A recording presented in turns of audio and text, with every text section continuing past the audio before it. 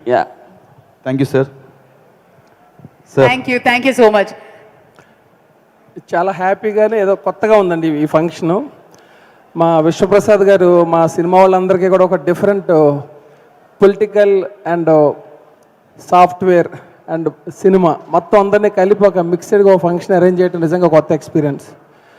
అంటే మనకి లోపల ఉన్న ఆనందాన్ని 10 మందిలోనే పంచుకోవాలని చాలా తక్కువ మందికి కుదురుతుంది. సో విశ్వ గారు ఈ కూటమి సక్సెస్ని అందరితో పాటు ఇలా పంచుకోవాలనుకోవటం, దాని అంతట్లో మేము అందరం భాగం అవటం చాలా ఆనందంగా ఉంది.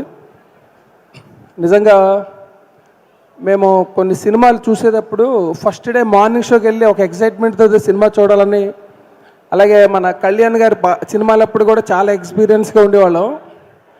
మొన్న వీళ్ళందరూ ప్రమాణ స్వీకారం చేస్తున్నప్పుడు ఒక favourite hero cinema first morning show 4 o'clockకి చూస్తే ఎంత ఎక్సైట్మెంట్ ఎంత ఇది ఉంటుందో, ఆయన ఆ రోజు ప్రమాణ స్వీకారం చేస్తుంటే టీవీ ముందు కూర్చుని అదే ఎక్సైట్మెంట్ తోటి అదే ఆనందంతో చూస్తుంటే అదొక కొత్త అనుభూతి.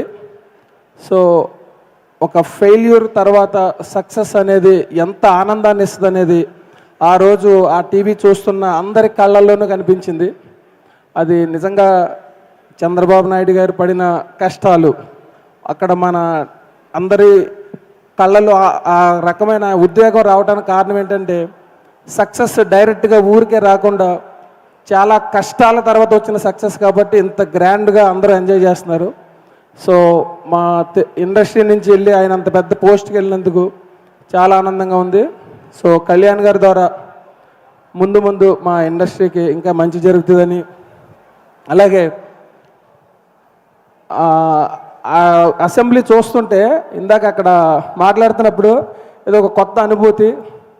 ఆ బాలయ్య బాబు వెళ్ళి అక్కడ ప్రమాణ స్వీకారం చేస్తున్నప్పుడు, అలాగే కళ్యాణ్ గారు చేస్తున్నప్పుడు ఏదో ఒక తెలియని ఉద్యోగం కలిగింది. సో వీళ్ళందరితోటి సక్సెస్ఫుల్గా మన గవర్నమెంట్ చాలా సక్సెస్ఫుల్గా వెళ్ళి మన ఇండస్ట్రీకి కావాల్సిన అన్ని పనులు చేస్తారని కోరుకుంటూ ఇంత మంచి ఫంక్షన్ అరేంజ్ చేసినందుకు విశ్వ గారికి థ్యాంక్స్ చెప్తున్నాను. Thank you very much.